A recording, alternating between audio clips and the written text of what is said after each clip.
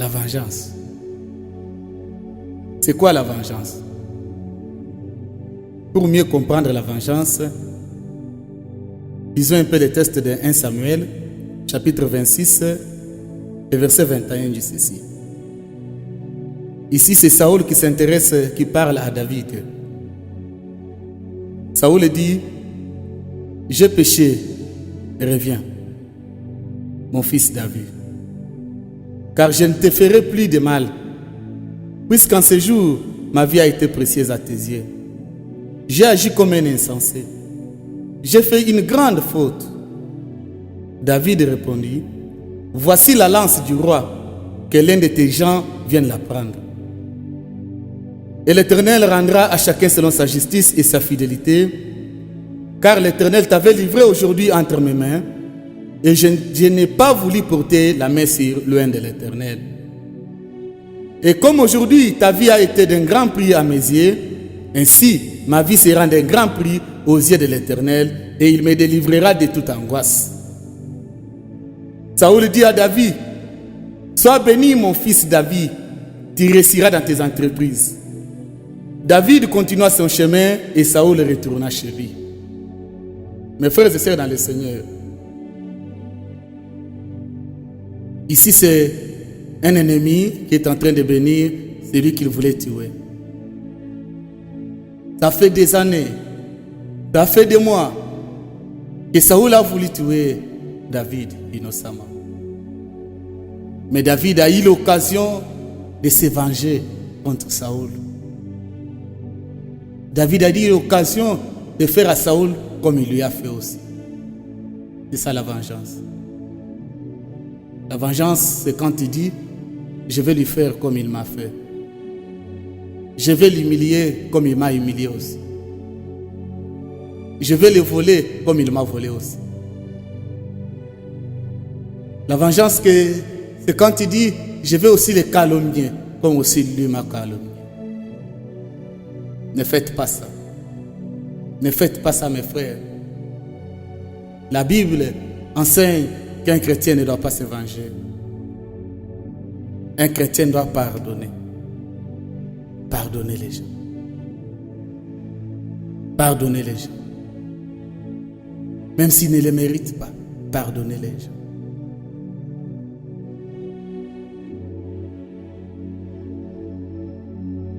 Mes frères, ce n'est pas facile de ne pas se venger. Parce que la nature humaine, la chair, aime la vengeance. Ce n'est pas facile de dire comme Job avait dit dans Job chapitre 31, le verset 29. Job a dit, pourquoi Dieu m'appelle? Que Dieu puisse regarder même dans ma vie. Est-ce qu'il y a eu même une fois où moi, Job, j'ai voulu le malheur de mon ennemi? Écoutez mes frères, Job était tellement sanctifié en sorte qu'il avait la capacité de ne pas même vouloir qu'un malheur arrive à son ennemi. Si j'ai demandé aujourd'hui, qui peut lever la main et dire qu'il n'a jamais voulu que le malheur arrive à celui qui est en train aussi de le combattre? Je pense que même moi, je ne peux pas lever la main et vous dire que je n'ai jamais voulu le malheur de mon ennemi. On peut arriver à ne pas se venger physiquement, à ne pas poser les actes, mais les soucis dans le cœur ne manquent pas toujours, mes frères. Le souci de se venger est toujours là. Parce que quand on vous a fait du mal, quand on vous a calomnié, quand on vous a volé, quand on vous a menti, la chair humaine a besoin que tu puisses relever, que tu puisses aussi répondre, que ton importance soit aussi validée. Ce n'est pas facile d'accepter la calomnie, ce n'est pas facile d'accepter le vol, ce n'est pas facile d'accepter de vivre dans quelque chose où tu vois que tu as aussi les forces pour le faire. Tu as aussi les capacités nécessaires pour aussi répondre. Mais à cause de la parole de Dieu, à cause de ce que Christ a fait dans nos vies, tu es obligé de te comporter comme quelqu'un qui n'a pas la force. À cause de Christ, à cause de la parole, à cause de ce que nous sommes devenus aujourd'hui. C'est pourquoi David a eu l'occasion de se venger contre Saoul. Saoul m'a combattu. Saoul a voulu me tuer. Mais David a eu l'occasion de tuer même Saoul. Il a trouvé Saoul couché par terre. Même l'un de ses serviteurs lui a dit, aujourd'hui Dieu a livré l'ennemi dans tes mains. David, c'est aujourd'hui l'occasion de te venger. C'est l'occasion que Dieu t'a donnée aussi. Tu dois lui faire comme il te le faisait aussi. Mais la Bible dit que David a touché seulement la vie de Saoul. Il a dit, je ne porterai jamais ma main contre les oins de l'Éternel. Bien que Saoul était déjà un roi rétrograde, quelqu'un que Dieu avait déjà abandonné. Il a cherché la face de Dieu, Dieu ne lui a pas répondu. Mais David ne s'est pas permis d'humilier aussi Saoul. Mes frères et sœurs, William Branham nous dit que c'était l'esprit de Christ en David. Ça, ce n'est pas un garçon normal qui peut le faire. Ça, ce n'est pas un homme bien éduqué d'une bonne famille qui peut réagir de la sorte. Ça, c'est l'esprit de Christ en David, mes frères et sœurs. Il n'y a que l'esprit de Christ. Il n'y a que la nouvelle naissance qui peut t'aider à ne pas te venger. Mais si tu es encore quelqu'un de charnel, tu pourras toujours chercher comment tu pourras te venger. Il faut que je puisse me justifier. Il faut qu'on sache que c'est moi qui ai raison. Il faut toujours que je fasse aussi quelque chose pour répondre à celui qui m'a fait telle chose. C'est pourquoi il faut mourir en Christ. Mourir en Christ, mes frères et sœurs. Quand vous ne voulez pas mourir en Christ, les situations de la vie viendront. Les épreuves vont venir. Et les épreuves, c'est un moment où tu dois révéler le niveau de ta foi. Les épreuves, c'est un moment où tu dois révéler aux hommes à quel niveau Christ est entré dans ton corps. Tu peux chanter, tu peux prêcher comme je prêche, tu peux faire tout les possibles, tu peux prophétiser, tu peux opérer des miracles. Mais il y a un moment où Dieu, toi-même et le diable, vous serez au courant de votre niveau de la foi. C'est le niveau où tu seras devant un problème qui te demande de te venger. Et Dieu t'observe, le diable aussi t'observe. C'est le moment où toi-même tu vas faire ta propre évaluation. Tu sauras que réellement en Christ, je suis à quel niveau. Alléluia. Réellement en Christ, je suis déjà brisé à quel niveau? À quel niveau j'ai déjà tué le corps, la chair ainsi que ses passions? Parce que mes frères, ce n'était pas facile. Ce jour-là, on avait frappé Jésus. On a humilié Jésus. On l'a battu de verges. Et Jésus était mort. Et ils se sont dit, s'il ressuscitait comme ses disciples sont en train de dire, si Jésus revenait d'entre les morts, Jérusalem sera en feu. Il va brûler Jérusalem. Les gens s'attendaient à ce que quand Jésus va ressusciter, il va se venger de tous les militaires qui l'ont frappé. Il va se venger de tous celui qui l'a frappé. Mais mes frères et sœurs, celui qu'on a humilié, celui qu'on a frappé, celui qu'on a fait tout le possible, quand Jésus ressuscite, il dit que la paix de Dieu soit avec vous. Mes frères et sœurs, ça c'est Jésus de Nazareth. Ça c'est Dieu qui est amour. Ça c'est l'amour agapao. Ça ce n'est pas la chair humaine, mes frères et sœurs. Et quand il envoie ses disciples pour prêcher, donner la vie éternelle, Jésus dit, je vous envoie à aller prêcher par tout le monde. Mais commencez d'abord en Jérusalem. Donc, donnez d'abord la vie éternelle à Jérusalem, là où on m'a crucifié, là où on m'a frappé. Allez leur donner la vie. D'abord, là où on m'a tué, allez leur donner la vie éternelle. Mes frères et sœurs, ça ce n'est pas un homme normal. Ça c'est Jésus-Christ de Nazareth. C'était une confusion. Tout le monde qui s'attendait que quand il va ressusciter maintenant, il va brûler Jérusalem. Tous les militaires qu'il avait insultés, Jésus va se venger. Jésus ne s'était jamais vengé. Ma prière aujourd'hui est que Dieu t'aide, que Dieu m'aide aussi à mourir en Christ, à devenir un véritable mort, un cadavre, l'image véritable de Christ. William Branham dit qu'un cadavre, même si vous l'injuriez, un cadavre ne répond pas. Un cadavre, même si vous le frappez, un cadavre ne réagit pas. Un cadavre, donnez-lui la cigarette, il ne pourra jamais fumer. Dites tout ce que vous voulez sur un cadavre. Le cadavre, si réellement il est mort, si c'est un véritable cadavre, il ne cherchera jamais à se venger. Jamais, jamais, jamais. C'est pourquoi Frère Branham dit, nous sommes censés enterrer les morts aux eaux de baptême, mais aujourd'hui nous avons enterré beaucoup de gens sont encore des vivants. Beaucoup de gens sont encore trop vivants. Beaucoup sont encore trop charnels. Vous voulez toujours vous justifier. Vous voulez toujours répliquer. Vous voulez toujours vous venger. Ce n'est pas l'attitude chrétienne, mes frères et sœurs. Le monde a besoin d'amour. Le monde est rempli de haine. Le monde est rempli de péchés. Les gens ont besoin de voir les véritables chrétiens. Ce n'est pas pour rien que Jésus a dit que vous êtes la lumière du monde. Ce n'est pas en vain. C'est parce que le monde est rempli de ténèbres. Le monde est rempli de haine. Le monde est rempli de jalousie. Le monde est rempli de l'égoïsme, l'égocentrisme. Les gens ne veulent que du mal des autres. Mais où sont les chrétiens? Où sont les gens qui ont la colombe année? Où sont les gens qui ont le Saint-Esprit? Qui ne veulent pas, qui ne peuvent pas vouloir le mal des autres. Où sont ces gens-là, mes frères?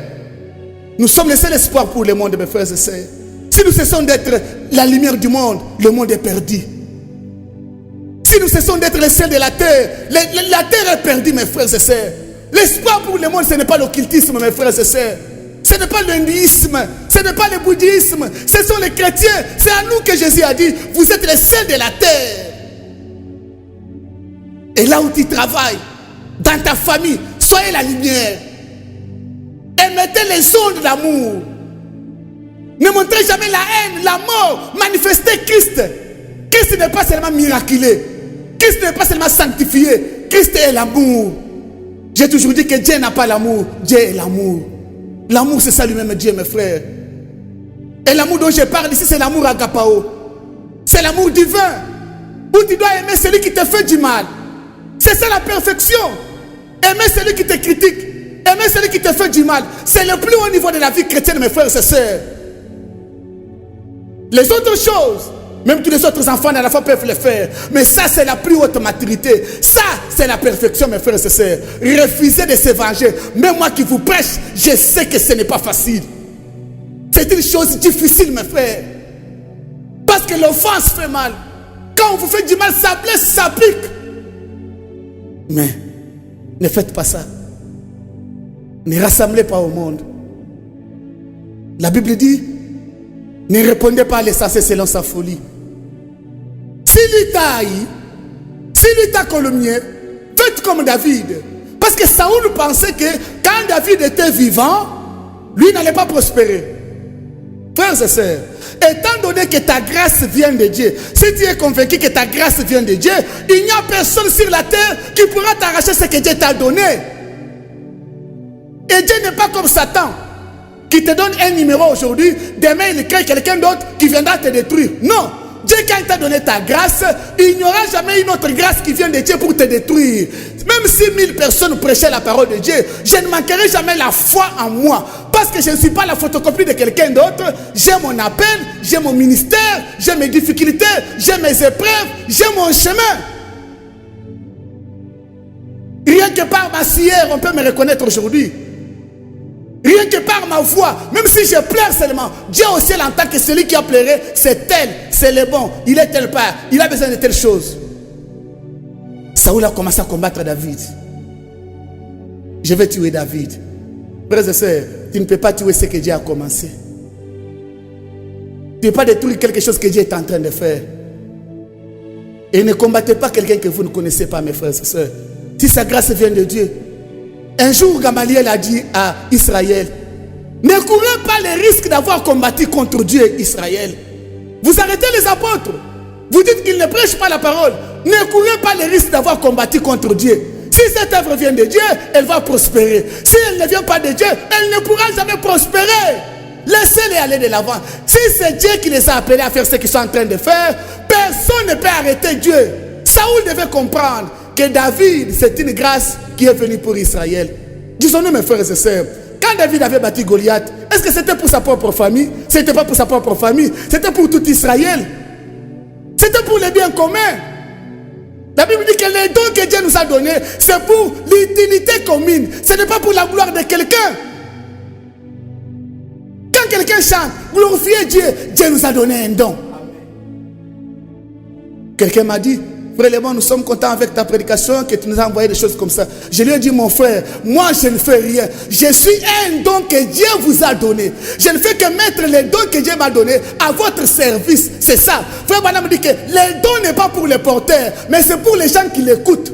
Comment nous que Dieu a envoyé les dons, je ne sais pas, des miracles, qui nous a envoyé David, comment nous pouvons encore combattre les dons? C'est impossible, mes frères et sœurs. Vous avez un médecin dans la famille, encouragez les médecins. Ne dites pas qu'il est devenu médecin pour se moquer de vous. Non, ce n'est pas l'attitude chrétienne. Vous avez un maçon dans la famille, acceptez, dites Dieu merci, tu nous as donné un maçon dans cette famille. Vous avez un enseignant dans la famille, glorifiez Dieu, nous avons un enseignant qui est payé. Ne combattez pas la grâce de Dieu, mes frères et sœurs. Et toi qui subis les calomnies, toi qui subis les difficultés, faites preuve de maturité. Demande à Dieu un cœur pur. Frère Branham dit, la colombe n'a pas de bile. La colombe n'a pas de bile. La colombe n'a pas de bile. Un chrétien ne se venge pas. Il laisse à Dieu l'avocat. Il laisse à Dieu le juste juge. Que Dieu lui-même prenne soin de ses problèmes. Parce que Jésus a été meurtri. Jésus a été calomnié. À moins que tu sois innocent, mon frère.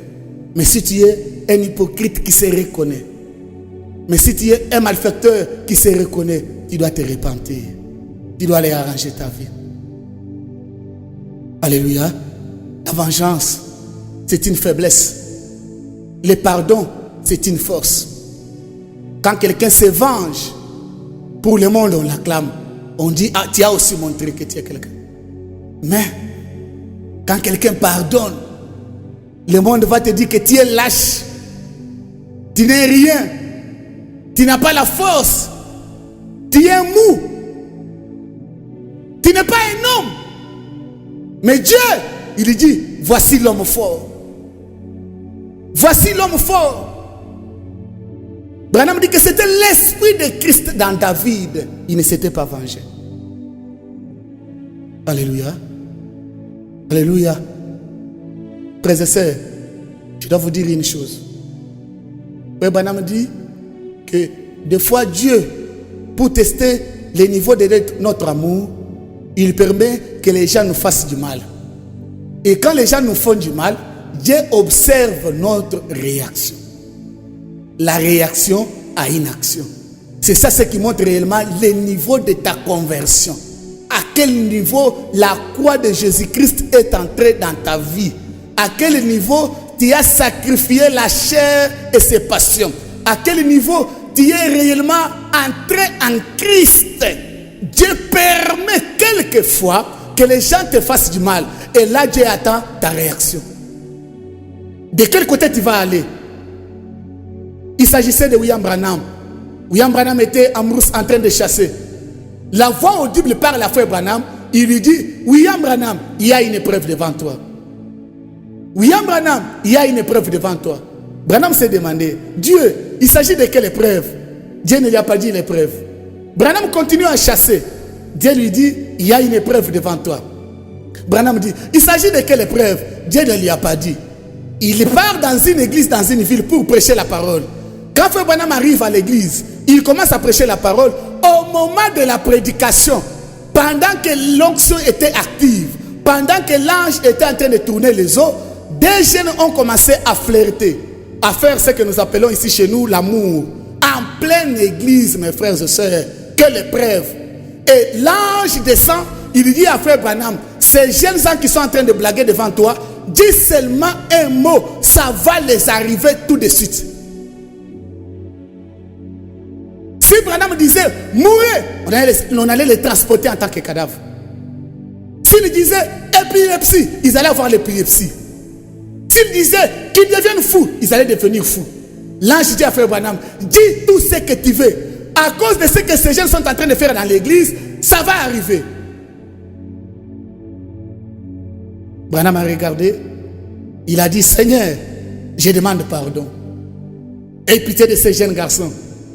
Après, Dieu a dit à Branham, c'était un test que je t'avais donné. Je t'avais donné l'occasion de te venger. L'occasion de souhaiter le mal. Vous voyez mes frères, Job dit que Dieu me juge. Job était quelqu'un qui avait demandé un procès. Je dois aller devant le trône. Que Dieu me dise. Est-ce que même une fois, Dieu a déjà vu dans mon cœur, moi Job souhaitait le malheur de mon ennemi? Ou bien quand même le malheur arrivait à mon ennemi, est-ce que moi Job je me réjouissais? Est-ce que je disais, Mes ennemis ont vu maintenant que j'avais Dieu. Mon Dieu s'est montré fort. Non. Ça, ce sont des choses trop bas. Ça, c'est des choses charnelles. Surtout dans les églises où il y a les dons de prophétie. Si vous ne gérez pas bien les dons de prophétie, ça sera difficile de prêcher l'amour dans ces églises-là. Parce que chaque fois, vous montrez aux gens l'ennemi. L'ennemi. Ta famille, oui, je sais qu'il y a des familles qui combattent les gens de leur propre famille. Je crois en cela aussi. Ça existe. Mais si les dons spirituels ne sont pas exploités avec sagesse, c'est difficile de parler à ces gens dans l'amour. C'est difficile même dans l'église où il y a les dons spirituels. Vous voyez, les gens ont demandé pardon pour leurs ennemis. Seigneur, pardonne mes ennemis. C'est très facile. C'est très difficile. Vous qui êtes des pasteurs, vous avez des dons spirituels, surtout les dons de prophétie. Les dons de miracles n'ont jamais causé de problèmes. Les dons de sagesse ne causent jamais de problèmes dans l'église. Les dons de foi ne causent jamais de problèmes dans l'église. Les dons de connaissance, rarement. Parler à langue, rarement. S'il y a un don qui embrouille les églises et qui met les gens en difficulté sur base de sa gestion, c'est les dons de prophétie. Si les prophéties ne sont pas gérées avec sagesse, vous allez semer la haine dans les gens. Ils vont voir les ennemis partout. Dieu a dit, tu es combattu. Dieu a dit, attention à ta famille. Moi, il m'arrive, mes frères, même si Dieu me révèle un problème dans la vie d'un homme, que ce problème vienne de sa famille, que ce soit même de son père, de sa mère ou de son oncle. Si je ne suis pas encore sûr du niveau spirituel de la personne, je ne peux pas lui dire ça. Je vais seulement voiler, je lui dis, bon, vous voyez l'ennemi combat les gens, toujours il faut prier, le diable n'aime pas la vie des enfants de Dieu, c'est tout. Pourquoi? Tu ne sais pas le niveau de sa foi. Imaginez-vous tel que je suis là, tu me dis, ton père te combat. Vous savez d'abord combien? Je peux même me suicider. Je peux mourir. Je vais maigrir. Est-ce que vous savez combien je l'aime dans mon cœur? Vous pensez que c'est facile de venir dire à quelqu'un, Dieu a dit, c'est ta famille qui te combat, c'est ton père qui te combat, c'est ta mère qui te combat. Ne faites pas ça, mes frères. Les gens ne sont pas encore devenus spirituels. Les gens ne sont pas encore matures. Ne soyez pas pressés pour dire ça. Vous allez créer des gens aigris, des gens jaloux, les gens haineux. C'est difficile de leur prêcher l'amour envers l'ennemi. Le pardon devant l'offense. Le pardon devant le mal. Abraham a réussi au test. Il ne s'était pas vengé. Alléluia. Alléluia.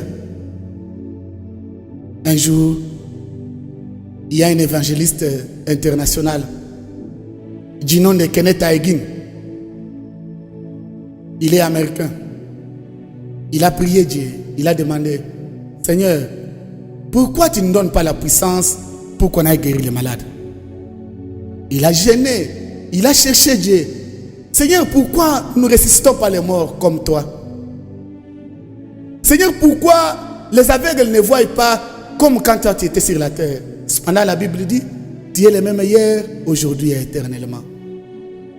Dieu a écouté la prière de Kenneth Hagin. Dieu lui a dit, Kenneth, s'il y a une chose pour laquelle je vous prive ma puissance, c'est parce que vous n'êtes pas encore brisé. Vous n'êtes pas encore mort. Est-ce que vous êtes capable d'avoir l'opposition comme moi je l'avais avec les pharisiens, qui me demandaient chaque fois que je puisse prouver que c'est moi le Messie? Et j'étais capable de ressusciter tous les cimetières. J'étais capable de faire n'importe quoi, mais je ne faisais rien. Quand vous arriverez à ce niveau-là, vous aurez ma puissance sans problème. Vous allez ressusciter les morts sans problème. Mais comme vous êtes encore très important, comme vous veillez encore à votre réputation, si on te bouge, tu troubles. Vous allez brûler les gens avec ma puissance. Vous allez tuer les gens comme Élisée avait tué les gens. Homme de Dieu, descends et viens. Élisée dit, si je suis homme de Dieu, que le feu descende du ciel. Et les gens étaient morts. Si c'est 3 fois, les gens étaient morts toujours. Quoi? Le secret de la puissance de Dieu, c'est ton cœur, mes frères et sœurs. Tu peux bien gêner, tu peux bien prier, mais est-ce que ton cœur est brisé? Est-ce que tu as un cœur pur? Est-ce que les pharisiens peuvent te résister et ne rien faire? Cependant, tu es capable de résister tous les cimetières. Tu ne fais rien pour montrer que tu es puissant et tu attends la volonté de Dieu. que Jésus disait que le Fils ne fait rien sans voir au Père. Jésus attendait le programme de Dieu. Il n'allait pas utiliser gratuitement la puissance comme il voulait. Non, il attendait la volonté de Dieu. Jésus a dit à Kenneth, parce que vous êtes encore trop pressé. Vous êtes encore trop pressé, trop pressé, trop pressé, trop pressé. Vous n'êtes pas encore brisé. Ne demandez pas la puissance. Demandez le brisement. Que votre cœur devienne pur. Que vous soyez grand dans les pardons. Ces jours-là, vous verrez la puissance de Dieu effleurer sur votre vie. La vengeance, c'est à notre Dieu. Mais à nous, nous devons pardonner. Nous devons prier pour les ennemis. Nous devons demander le pardon. Que le sang de Christ les recouvre encore, les lave encore. Comme Étienne qui a dit, Père, pardonne-leur. Ne leur impute même pas ses péchés. Comme Jésus-Christ qui a dit, Père, pardonne-leur. Ne leur impute pas ses péchés. Que Dieu vous bénisse. Aujourd'hui, si vous entendez sa voix, n'endurcissez pas votre cœur.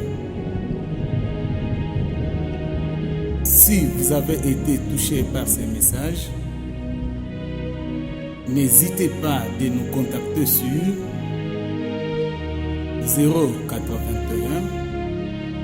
70 55 55 9.